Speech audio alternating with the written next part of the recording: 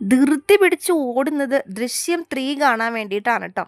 അപ്പോൾ ദാ വേഗം ഞങ്ങൾ കുഞ്ഞുവാവനെയും കൊണ്ട് പോവാണ്. നല്ല പേടിയോടുകൂടിയാണ് ഇറങ്ങിയത്. പകുതിയാകുമ്പോൾ ഇറങ്ങി പോരേണ്ടി വരുമോ, കുഞ്ഞ് കരയോ എന്നൊക്കെ. ഞങ്ങളതപ്പോൾ വരാപ്പുഴ സിനിമാസിലാണ് ചെന്നത്. ചെന്നപ്പോൾ തന്നെ അറ്റപ്പെട്ട നേരത്താണല്ലോ നമ്മൾ ഇറങ്ങിയതും ചെന്നതും ഒക്കെ. പക്ഷേ എന്താന്ന് പറയട്ടെ, ഇവള് ഇത്രയും സിനിമയുടെ ഇതിലൊക്കെ ശബ്ദവും കാര്യങ്ങളൊക്കെ കേട്ടിട്ട് ഇവള് കരയോ ഒച്ചപ്പാടെടുക്കുകയോ ഒന്നും ചെയ്തില്ല.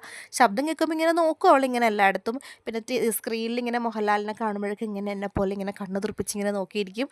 അപ്പോൾ ചേട്ടന് തന്നെ അത്ഭുതമായിട്ടോ അവസാനം വരെ ഇവളിങ്ങനെ കരയാണ്ട് നല്ല കുട്ടിയായിട്ട് ഇരുന്നപ്പോൾ അങ്ങനെ അത് ഞങ്ങൾ സിനിമയൊക്കെ കണ്ട് ഇറങ്ങിയിട്ട് ഞങ്ങൾ ഇനി നേരെ പോകുന്നത് പിള്ളേർക്ക് ബാഗ് മേടിക്കാറുണ്ട്. ബാഗ് മേടിക്കാൻ നമ്മൾ ഒരു ഷോപ്പിലൊന്നല്ല, ബാഗ് ഉണ്ടാക്കുന്ന സ്ഥലത്താണ്. ഇവിടെ സെയിൽസ് ഉണ്ട്.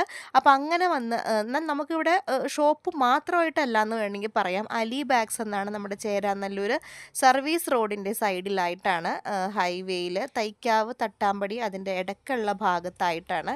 നല്ല അടിപൊളി ബാഗുകളാണ്, ക്വാളിറ്റിയിൽ നല്ല സ്റ്റിച്ചിങ്ങിൽ.